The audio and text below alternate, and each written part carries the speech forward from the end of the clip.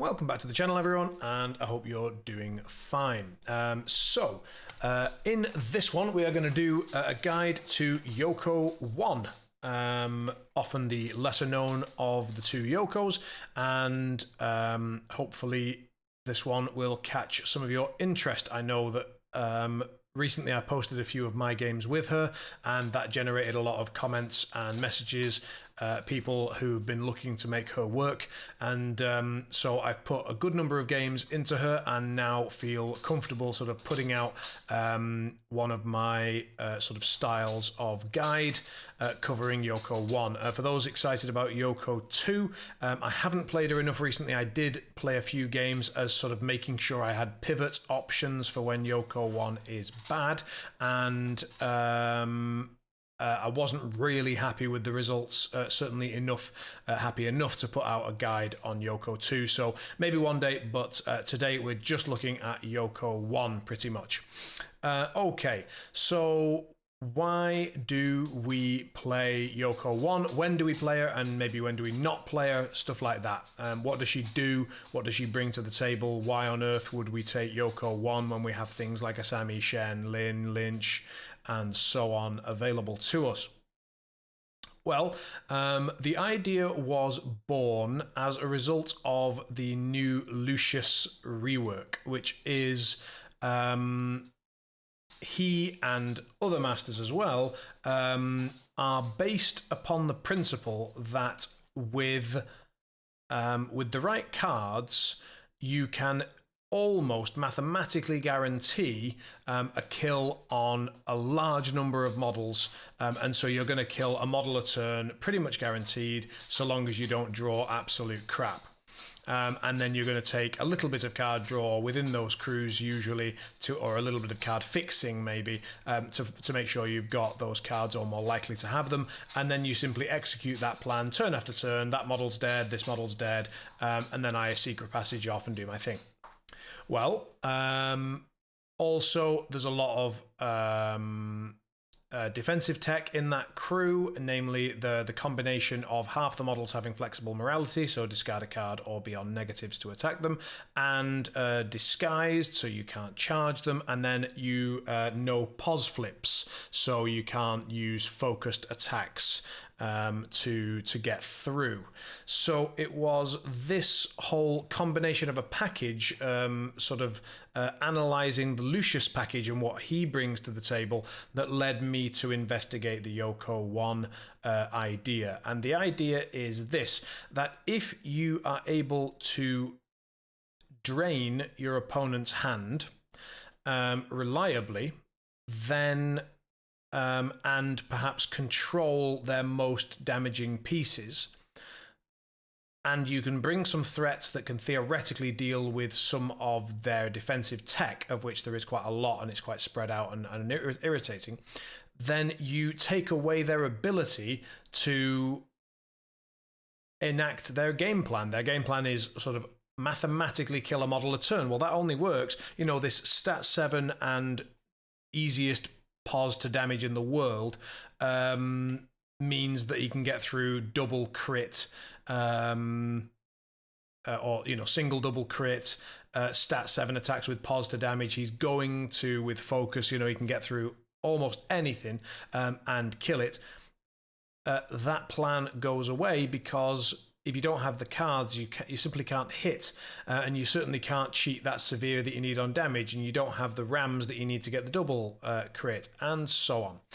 Then you've got Bill with Heroic Intervention, who gets around distracted quite a lot, and you've got a lot of methods of damage that come with no need for focused attacks, no need for pos flips on or straight flips on damage. You're looking to do basically min damage kills, kind of.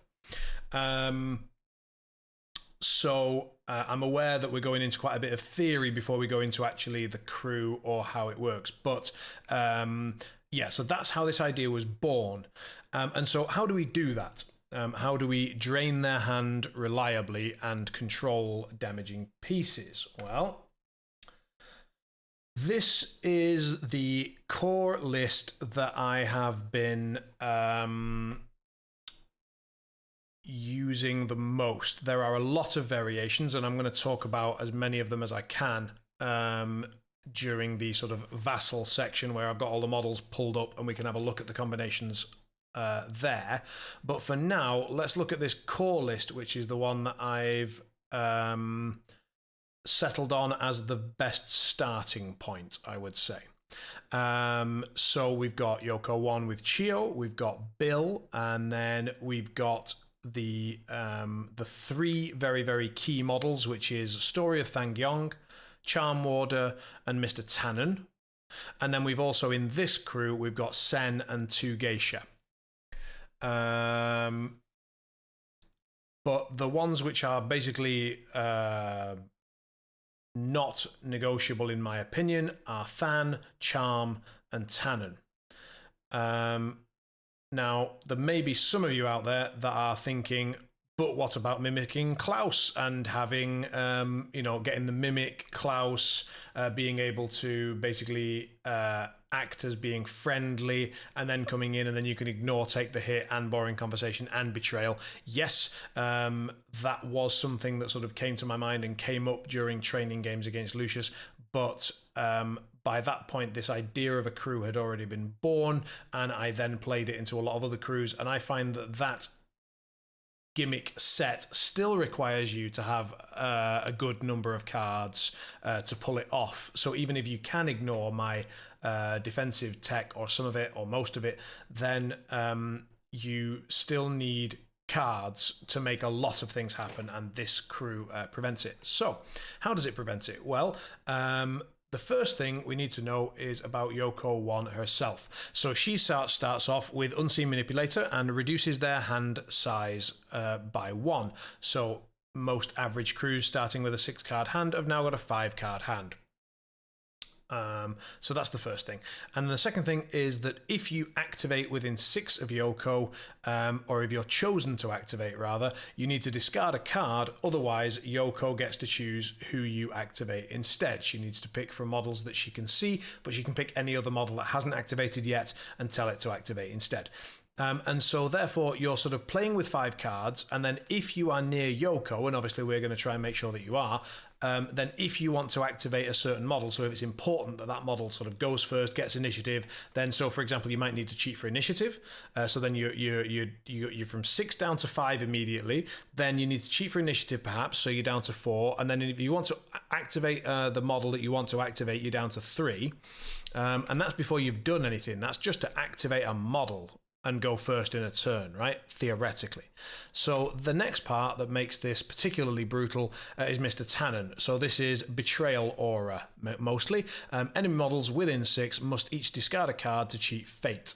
So that means now that in order to, push through an activation that you need to happen, so you've now already spent a number of cards as discussed to go first, and now you've got to make something happen. So that means there's a good chance you might need to cheat, and I can probably cheat above your initial flip, even if I can't beat your cheated card. You're going to have to cheat, and every time you discard, I forgot to mention it, I think, every time you discard a card, and this is another important bit, calm demeanor, an enemy model discards a card from its control hand. This model can draw a card as long as you do it within 6. So a lot of Yoko stuff is within 6. So every time they discard, whether that's discard to cheat, discard to activate, or if I force them to discard, then we are drawing cards. So the card advantage is going in both directions most of the time, so long as Yoko is near the opposing model. Tannen, in addition, adds this boring conversation possibility. So then when their hand is empty and they suddenly need to hit these really important TN10 willpowers, they will occasionally fail one of those. And then if they want to cheat, they'd need to discard a card, which means we would draw a card. And often they don't have any cards, so they can't. And they just fail boring and are very, very sad.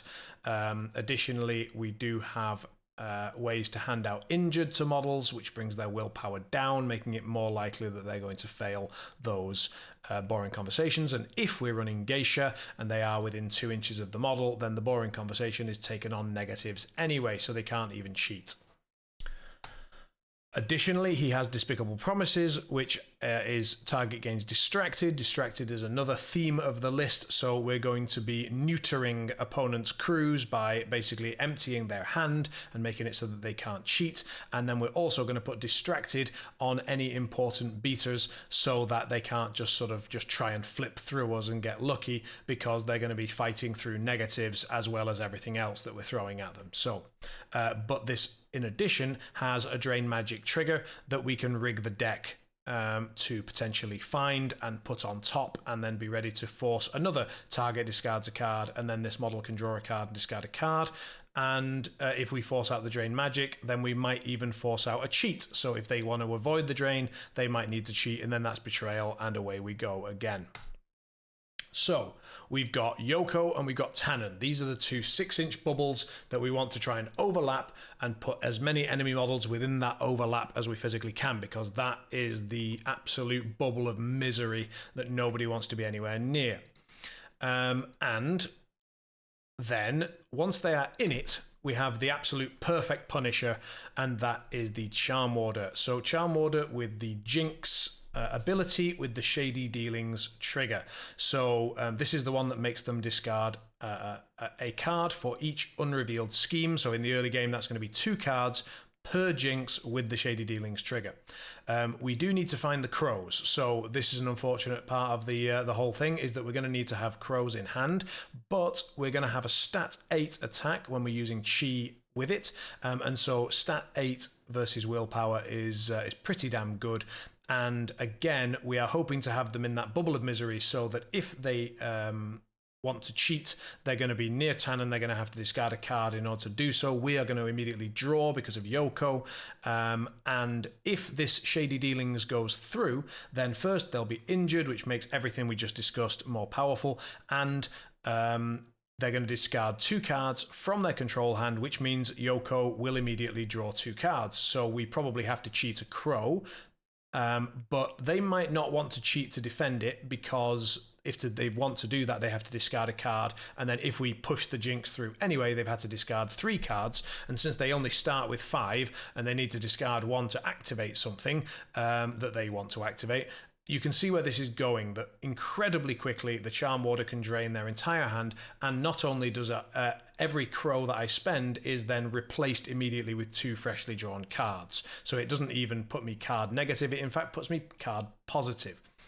So the Charm Warder, unbelievably strong with this. Now the problem with all of that, and the problem with Youko1 for a while, has been that all of these models, basically everything that we've just discussed, Yoko, we've not discussed Chio, but yeah, Chio as well, the Charm Warder, Tannen for sure, Geisha, good lord, and Sen, will come onto her, but they're all very weak models, and they're very, very susceptible to just getting fucking killed.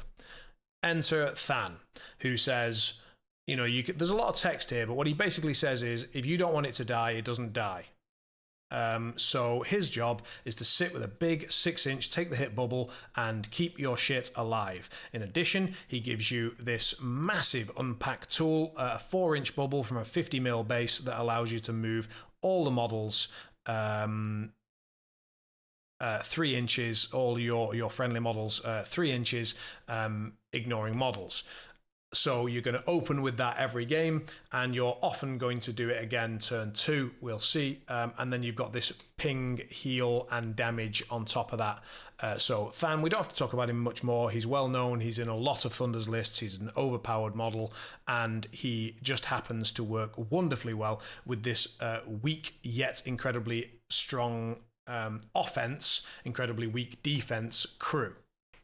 So because we're relying on the enemy hand being empty and the enemy models, enemy threats being distracted, we'll come on to the distracted in a minute,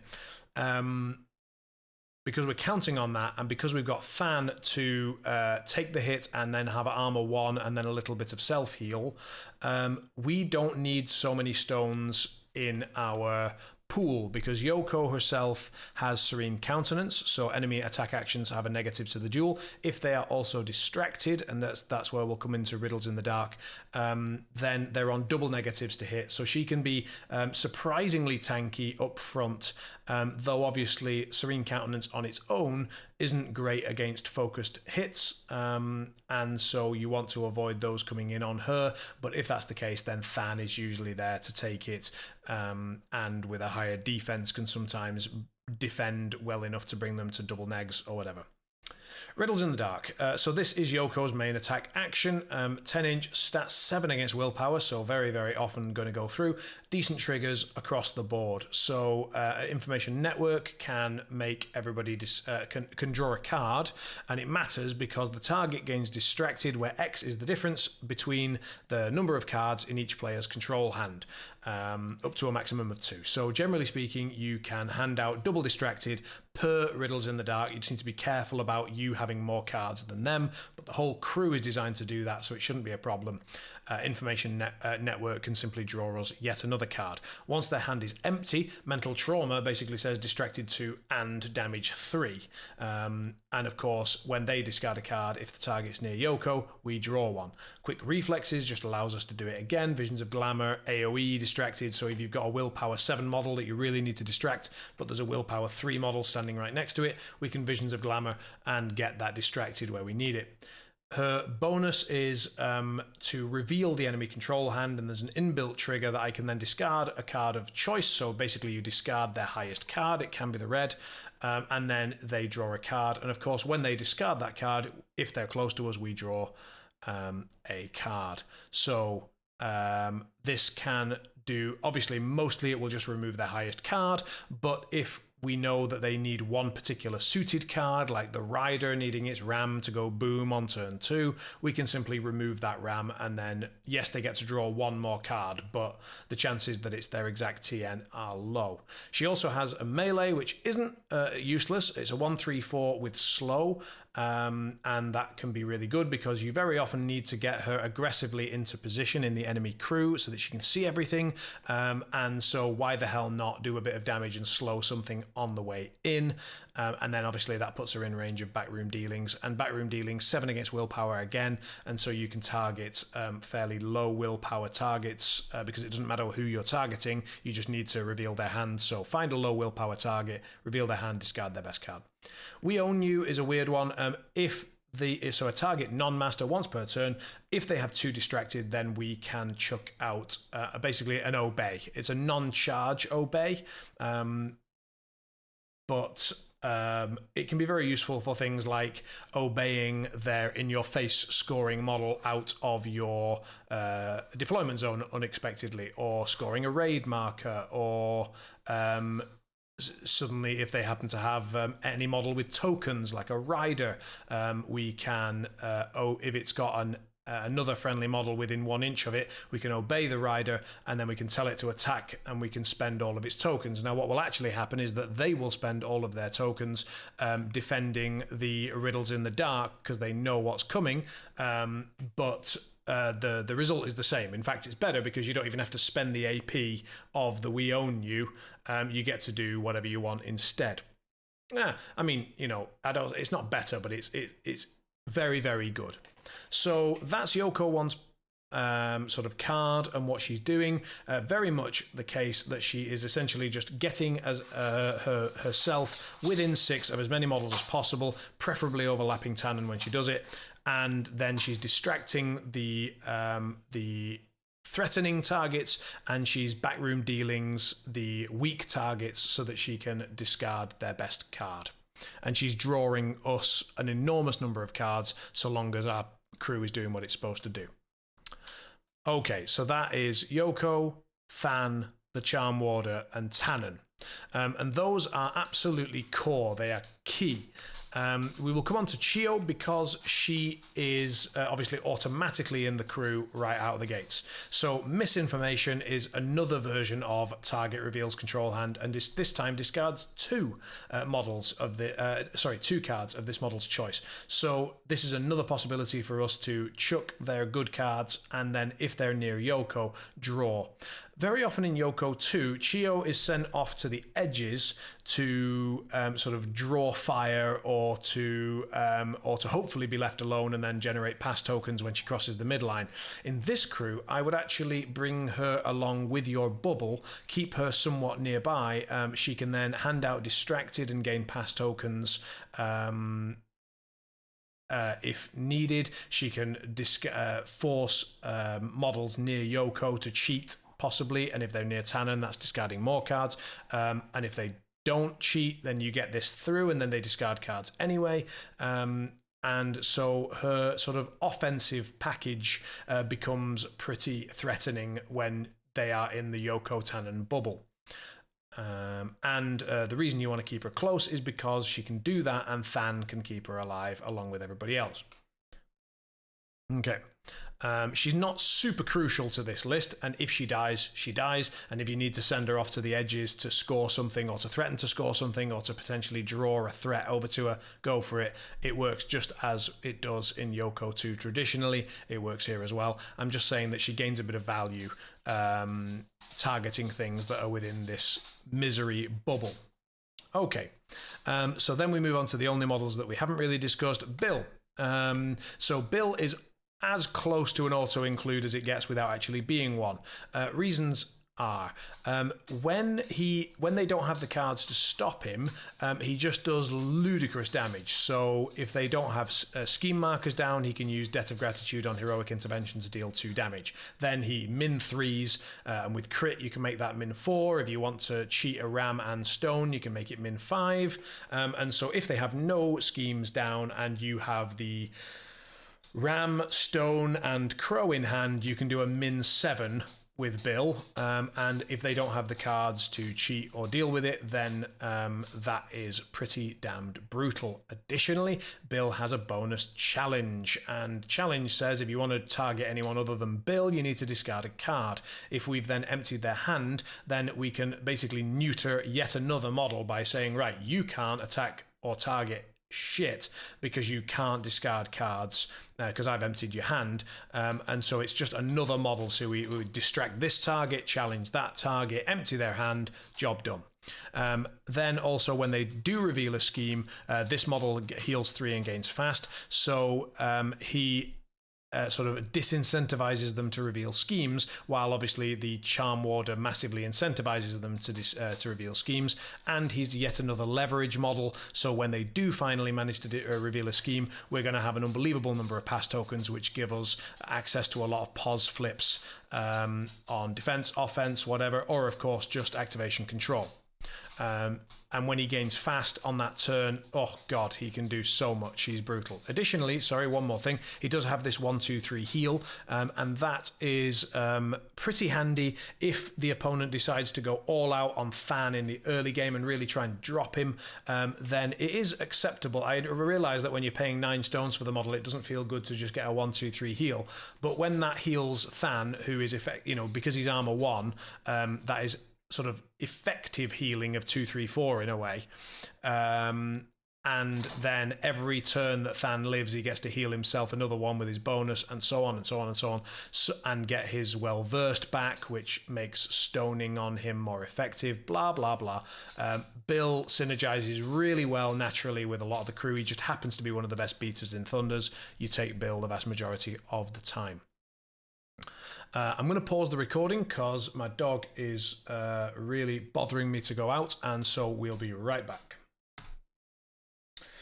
Okay, back, and so moving on to other models. So this is the misery bubble, and then we have a couple of options. Is one, we can bring the bubble to them, and that is a large part of what we'll be doing. So opening up, we're going to go with Than, we're going to Righteous Protector, move everybody forwards. We're then going to be walking quite a lot with the crew in the early turn to get them into the middle to control the objectives, to control space on the board. And depending on our crew hiring, we're going to be either luring our own models, so like, you know, Geisha can walk forwards and then lure a model forwards towards her. Sen can do similar with beckoning call, and we're going to be moving all of our models as far forwards as we can. There are some other models that might be using, for example, intimidating roar to push the key models, namely Yoko and Tannen and Than, Charm Warder, you know, all forwards as far as possible, so that we can push that bubble up quickly, aggressively into their face and start making their life miserable as soon as physically possible. The other way that we can play, and that's what this core list is sort of relying on a little bit, is bring them into the bubble. So we've now got Sen, Geisha, which is 3 models with a lure effect. And so we're looking to essentially move the bubble forward at a reasonable pace, nothing crazy, but then lure people into that bubble.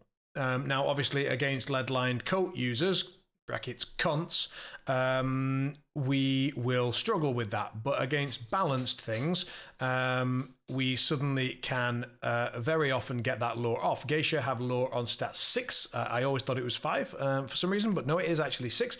So you've got this 4-stone model that's throwing out a stat 6 attack on a long ass. I mean, sorry, I should be bringing up the Geisha's card. So you've got this 12-inch lure with a galvanized trigger as well. We don't really need the focus, but I mean, it's always nice if it gets there, right? And again, they can apply slow to models, which when a 4-cost model hits anything else with slow, it's usually a good trade, with some distracted triggers, so fantastic. Disguised makes them a bit irritating, so if someone tries to charge them, they're not going to be able to do it, so if they want to hit them, they have to walk and then hit them, so that's 2 AP, and then Than takes the hit, and the Geisha doesn't get hit anyway, so you've spent 2 AP to not hit a 4-cost minion. It's fantastic. So Than really, because Geisha are obviously pretty terrible, but when their lore becomes so dangerous that people have to respect it, and when their defensive tech, which is previously fuck all, well, just disguised, becomes replaced by Thangyong whenever you want, suddenly they are alive a lot longer, which means they get to do what they want to do, which is lure you into a most horrible bubble, slow things that are more expensive than themselves and distract them, and also provide distraction. So enemy models within 2 of this model suffer minus to willpower duels. Which ones of those do we have that are worth mentioning? Well, first of all of Yoko's card is against willpower, so her slow, the riddles, the backroom dealings, the We Own You is unresisted, by the way, I forgot to mention, and the resolving gain pass tokens trigger is after resolving, so it goes off even if you fail the TN. If you've got a crow, you can get those pass tokens. Then we've got Chio, also targeting willpower with everything. Then we've got the Charm Warder, targeting willpower with everything. Then we've got the Geisha herself, targeting willpower with everything. Tannen, guess what? Targeting willpower with the one that we're going to use. His knife doesn't, but okay. So in other words, almost the entire crew, almost every ability, apart from Bill and Than, target willpower with everything. And again, his challenge, which is again the sort of important part of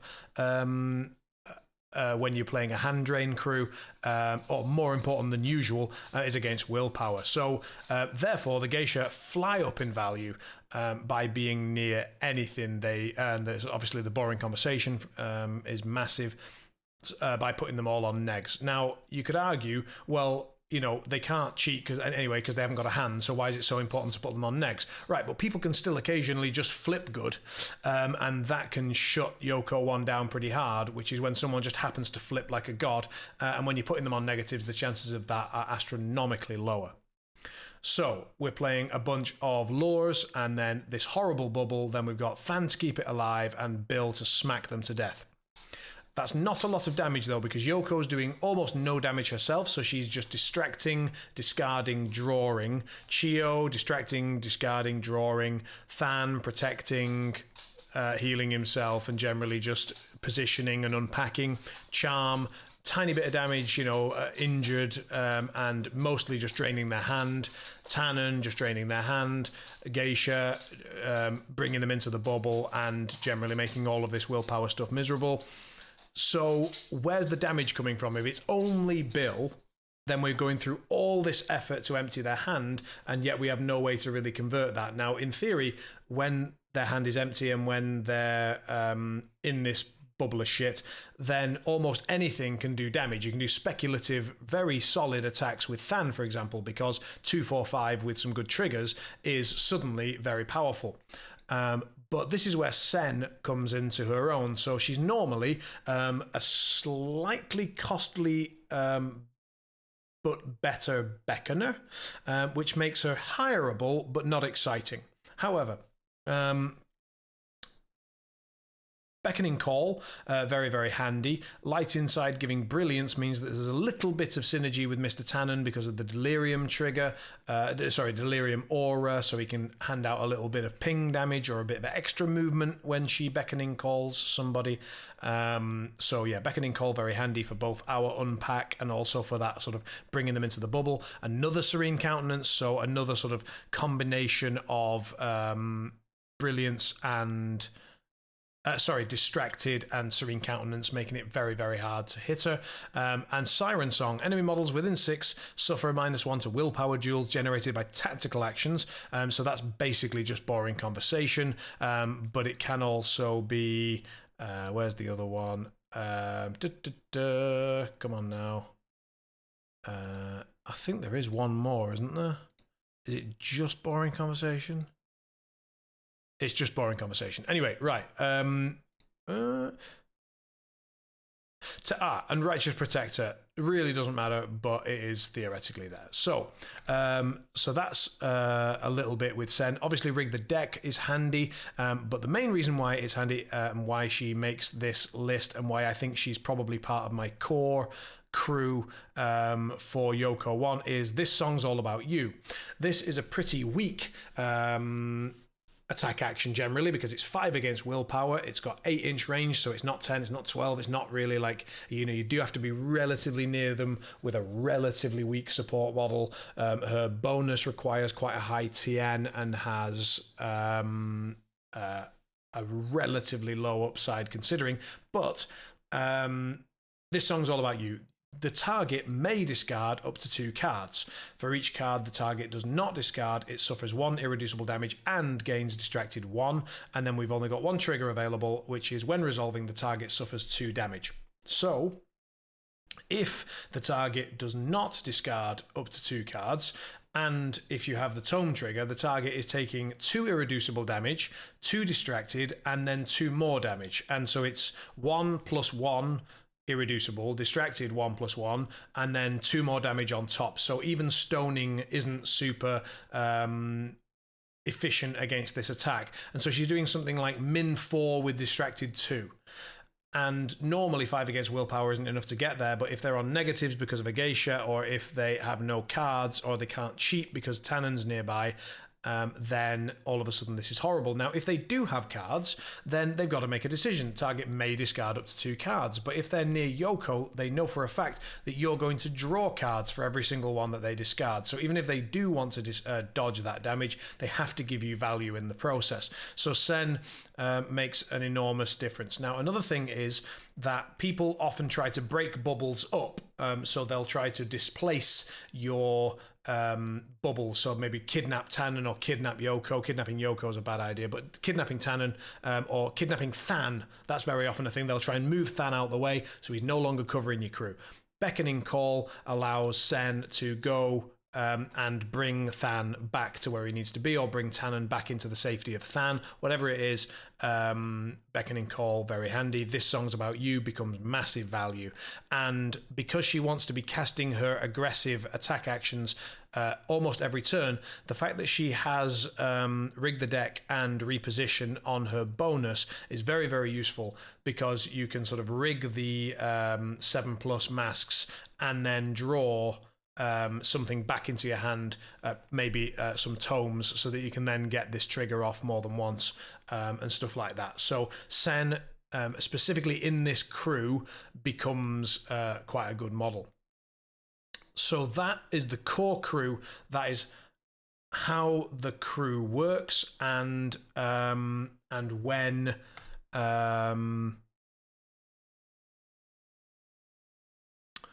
is it when? No, that's how that is the aim of the crew, and a breakdown of the core models that I would take. So that is this crew here, like this. Okay.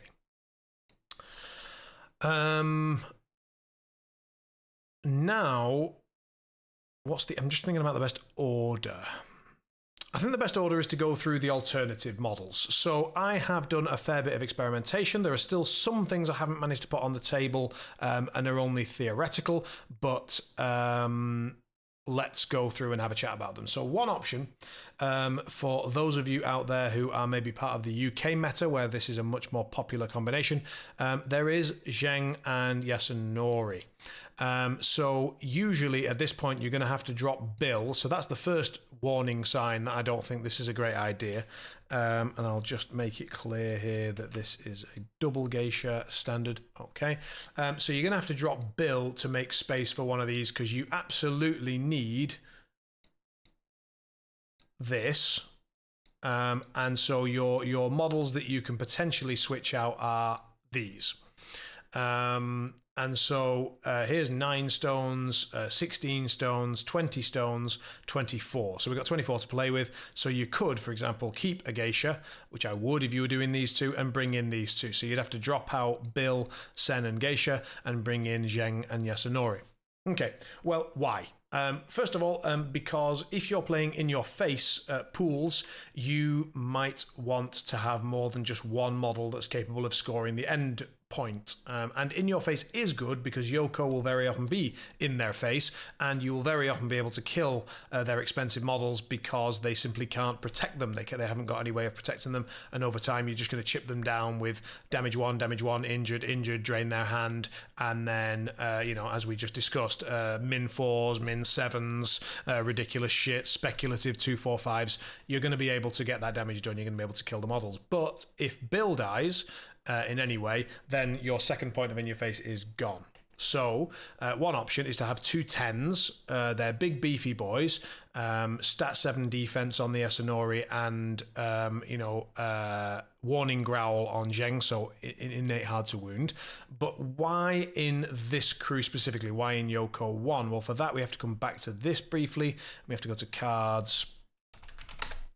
So it's because of feline reflexes. After this model is targeted by an enemy attack action, the enemy model must either discard a card, or this model may use its movement to resist the action. So first of all, its movement is 7. So it's like discard a card, which means often I'll draw one, or my defensive stats, all of them, including size, if that's what they're choosing to try and attack, suddenly become movement 7.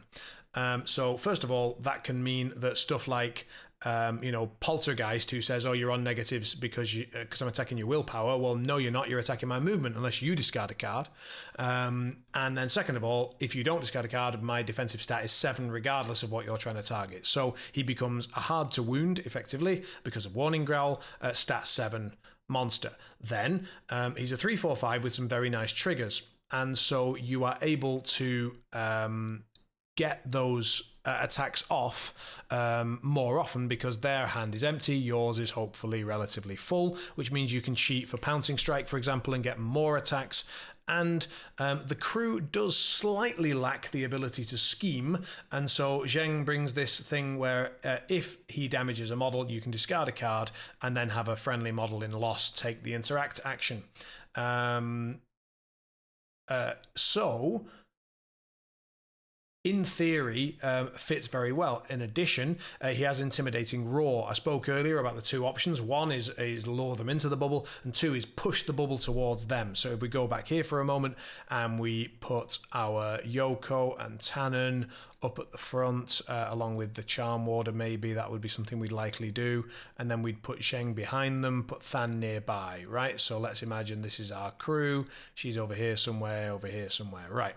Now we go with Zheng, and we go with Thang Yong, and we say Righteous Protector. Cool. So everybody moves up 3 inches. Fantastic. Let's imagine the geisha is here instead and goes up 3, and then Than walks up 6 to be in the middle and ready to protect everybody. Wonderful. Now Zheng goes and he does Intimidating Roar on Yoko and Tannen, and he doesn't need to hit any TN for that, so he simply pushes them both up 6, and now he can then stalk prey on any enemy model that he can see, and that allows him to move up 7. So now we've got our crew almost on the midline with our 2 key models completely unactivated, and we've got Take the Hit 6 in ready to go for our entire crew pretty much, obviously, you know, Chio or whatever, and we've got Warning Growl up on our 4 key models here. The Charm Ward has kind of been left behind a little bit, but you can't have everything. So that's a reason why Zheng is maybe worth considering here, because he brings a little bit more interact to the crew. He brings another bit of discard synergy with Feline Reflexes, and he brings Intimidating Roar to push the bubble up to wherever you need it to be. And then he's got some pretty solid triggers on a pretty solid attack. Yasunori. So Yasunori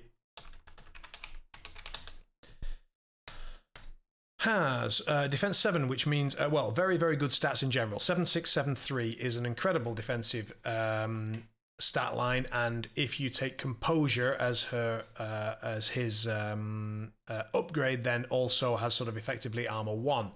That means that when they don't have cards, they're just flipping at you, and they're very rarely going to win those fights against that stat line, and especially not when you have a hand. Additionally, you've got access to some pretty decent triggers, one of which is this model must choose. Both players draw a card or both players discard a card. Well, in this case, first of all, them discarding is much more damaging to them than it is to us in a Youko1 game. And also, when they discard, if they are... oh no, because it would be player discarding a card, not a model, so we don't get to draw for Yoko. Sad times. I got ahead of myself. But then we've got access to stun, and again, in certain matchups, namely the Pale Rider, stun can be incredibly important. And then Thunderous Blow becomes quite a lot stronger, because anything which forces TNs out of our opponent is hand pressure, and hand pressure against a crew that has no hand, or where we want them to drain it, incredibly valuable. And then obviously Quick Reflexes is just more and more damage, and if we go for that Carnage, we can smash out a lot of damage, which can be really, really, really good. So Yasunori becomes a sort of another 10-stone model, so we've got the in-your-face pools covered, and brings a tiny bit of discard synergy, but with a very high stat line, which works well with what we were talking about. Also, it's a movement 7, so then you've got 2 very mobile beaters, so people are very aware that Youko1 likes to play in a bubble, and so sometimes they will simply bring a plan which revolves around playing to the edges of the board and just avoiding the bubble. Well, now suddenly we've got these 2 movement 7 with bonuses that very often allow them to place in base contact and attack, or take a full movement towards a model for free with Stalk Prey, and maybe generate a melee attack and then charge and then Pouncing Strike. So in other words, we've got 2 incredibly mobile beaters which are quite capable of staying alive on their own. They don't need a whole lot of support, and they don't need support to be right near them, and all they really need is for us somewhere on the board to drain the enemy hand, and then they're both very, very safe. So that's the idea. There is the Zheng Yasunori version of the crew, and I do think it's playable and viable. Okay. Other possibilities. Come on now. Oh, there were a few models that I didn't get ready. Oh, no, I did. That's all right. So we'll bring this back in for now. All right. So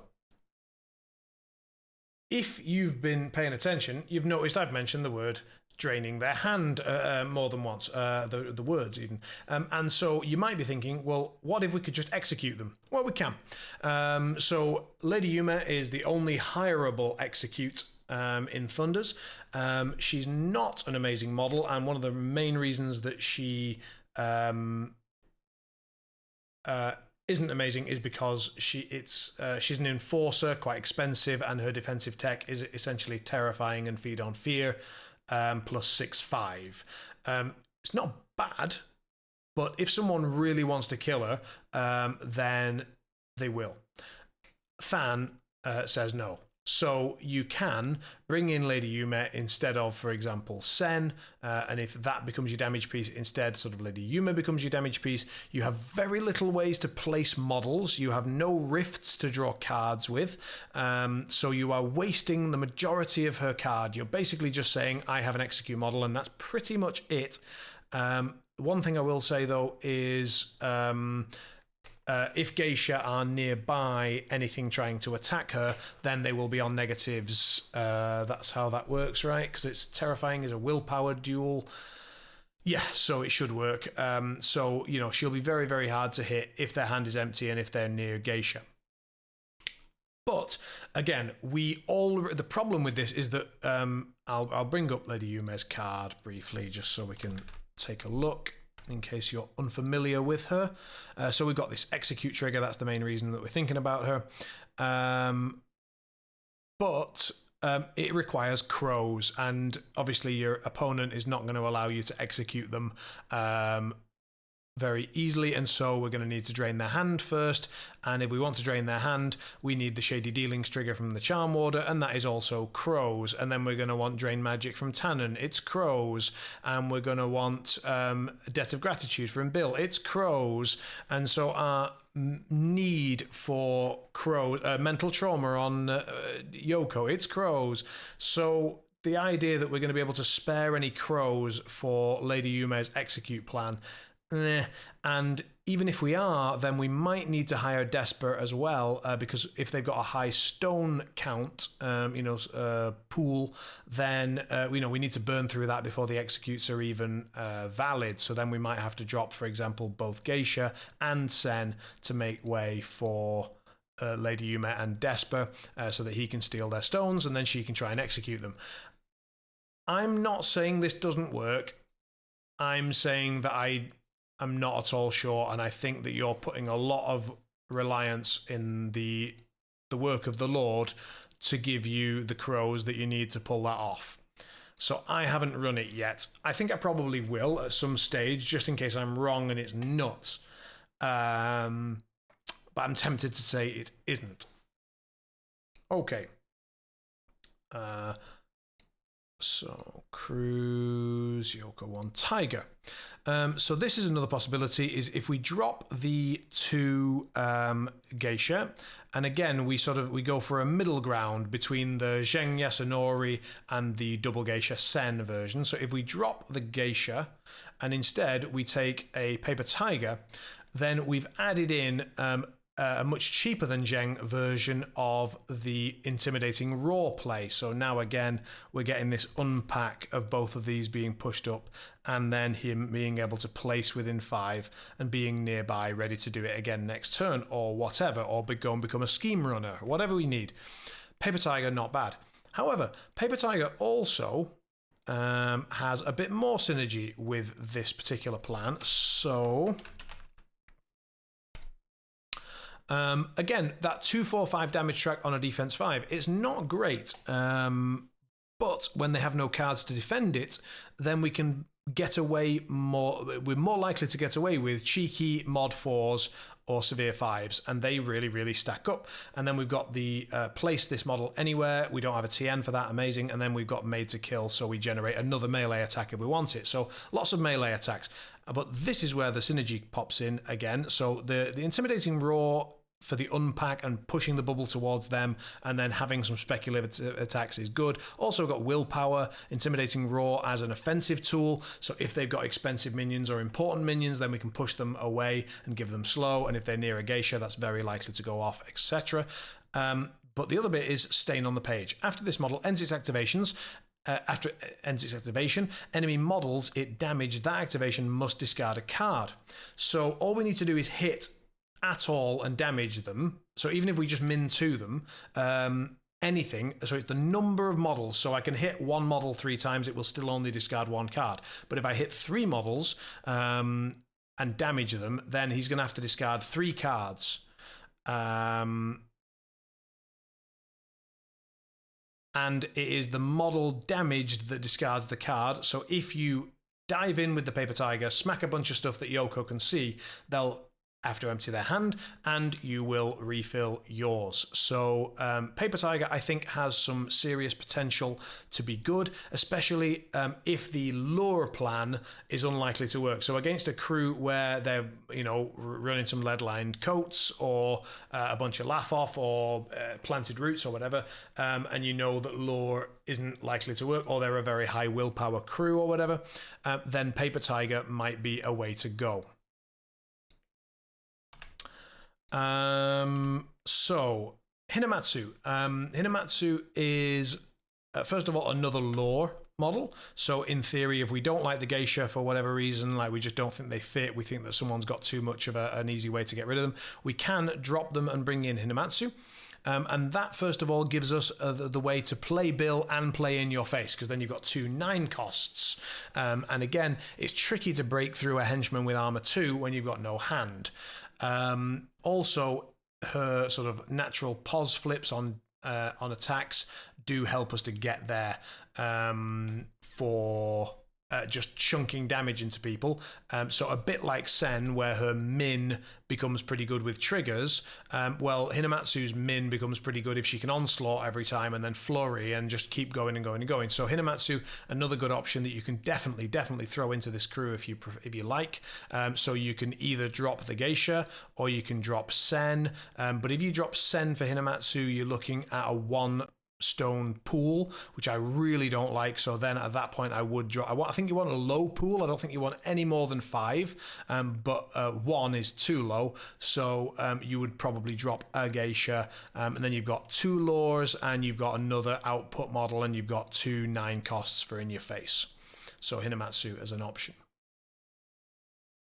Coming back to the core, we've got Minako Rhea. Now I advocate putting Minako Rhea in almost any crew, but in this one, she's got some synergy and some counter synergy. So first of all, she only can draw cards from her bonus when they have less cards in hand than you do. That should, and hopefully will, be almost never. So in other words, you're deleting Minako Rhea's card draw bonus.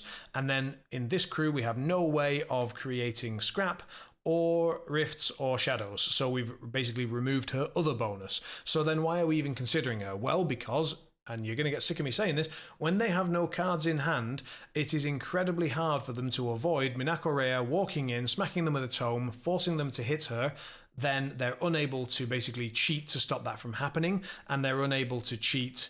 Well, they can't stop that trigger from going off anyway, but then they're unable to cheat to actually make sure that they try to hit her. So you're going to be able to defend that attack very often, very cheaply, and get that upgrade out. And once you've got that upgrade out, she's going to be very likely to be able to hit reliably and get her irreducible damage through, kill them, and summon a Wanyudo. Wanyudo then generates an enormous number of TNs. Every time he moves through them, they're going to have to take TNs, otherwise they take damage and burning. And additionally, his attack really isn't bad either, with 2, 3, 4, and burning, and then an automatic push generating all of those TNs again. So Minako, by virtue of just being very likely to be able to get her upgrade out and kill something and summon a Wanyudo, can put out an enormous amount of pressure and can be a replacement for Sen if you don't like or want Sen. But just be aware that she basically will have no bonus action for the entire game. So that is the conclusion of the crew building and sort of why to pick Yoko section. The last section is going to be when not to pick Yoko. So is this the next Asami? No. Very little is. I'm going to come back to the full screen because I think that's the end of that bit. When do we not...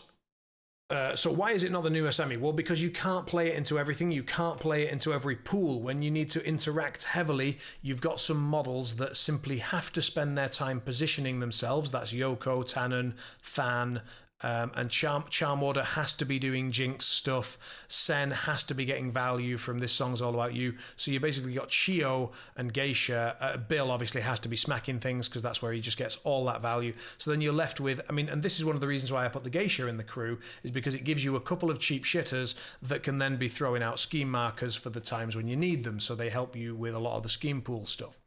Another option here is you can take Shoujo. It's one of the... Oh, fuck. I'm going to have to go back to the commentary thing, go to here, and bring out Shoujo. So she's in Ki and Gong, so she's only 6 cost. She gives you another boring conversation, which doesn't stack, but it does allow you to have it more. And if Tannen does die, then okay. She's got a ranged attack that can give you favor tokens, so you can use those for pos flips with a lot of your crew. Usually when that comes through is when Yoko is trying to get her willpower attacks, or Charm Order is trying to get the willpower attacks through concealment. So very often you'll use pass tokens to get through concealment with your important attacks. But generally speaking, the reason that we consider Shoujo is because she's a movement 6 incorporeal model that has a built-in trigger on her boring conversation to discard a pass token and drop a scheme marker. So she's a decent scheme runner, and you can consider her. I forgot to put her out on Vassal, but it's just one more thing to mention. You can try and weave her into your crew building if you wish. But is this the next Asami? No, it's a bubble crew. So if you can't bring the bubble to them, or if you can't bring them to the bubble, then it just doesn't work. So if they play a very avoidy game of Seamus with Asura just summoning zombies and making you deal with those, and then Seamus is just obviously secret passaging around and impossible to fucking deal with, and he just goes off and schemes, and they have a white rabbit company who put some hats on something to become scheme markers, and they just score scheme marker schemes and avoid you and occasionally shoot something and then leave. You know, like, you can't interact with that. If you can't bring your bubble to them, if they're able to spread out completely, and like luring them in just doesn't quite work, or if the map is bad. So obviously here we're looking at an empty map, but if there are a lot of buildings around and it's very difficult to navigate and it's difficult to get line of sight, if there's tight choke points that they can block, then it's difficult to get our bubble affecting enough stuff and to be able to move. So most of our movement tricks come from just Righteous Protector moving us a bit, and then the walk action, maybe the odd lure, but like a lot of walking. And so if the map is a lot of severe or choke points or difficult ways, this crew really struggles and doesn't want to be forced to split, and it doesn't want to be forced to walk around a lot of shit or through a lot of severe. So that's one time when you really can't run it. Another time you can't run it or don't want to run it is when the opposing crew has a hell of a lot of card draw. So we're putting all of this effort into draining their hand, and then they just say, okay, Lin 1 activates, removes these 2 markers and draws 4 cards. Okay, well, shit. So any crew that has a lot of card draw, not a good time for us. On the same vein, Arcane Reservoir sort of counters our Unseen Manipulator, if you like. So if we're reducing the hand size and they're increasing it, we've sort of net zeroed, and that's not great for us. We want to be trying to face crews that are a 6-card hand, bringing them down to 5, and then punishing them appropriately. It's a bit of a magic number, really, because when they've got 1 card in hand, if they're near Tannen, they can't cheat, and if they're near Yoko, they would need to throw it away to activate, and then they're out of cards completely. So 5 down to 1, which is what the Charm Warder fairly reliably does, is much, much more impressive than 7 down to 2. Than 6 down to 2, or, well, I mean, obviously no one's going to get to 7, but yeah, 6 down to 2. So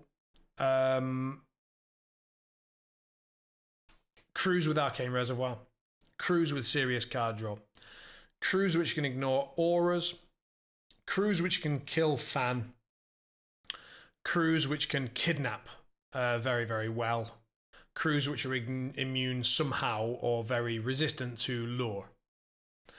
And the worst matchup I have ever seen for this is Nexus 1, because the Archivist just stands near her crew, and then you can't target her with non-melee, non-pistol attacks, which is everything we want to do, basically. So we can't target a goddamn thing, and we want to put Yoko in the face of the enemy, and the Nexus Bubble is one of the few things that can very efficiently just kill her if you do that. So you can't put her near them, which means you can't draw enough cards. She doesn't allow you to drain her, and she doesn't allow you to attack her. It's unbelievably horrible. So there are more negative, bad Youko1 matchups than there are for some of the more meta stuff in Thunders. But, and this is one of the reasons why I decided to go with it in the first place, it counters a current top meta, top table tactic of having your mathematical kills worked out, and you really force the opponent to play a very different game, a style they might not be comfortable with.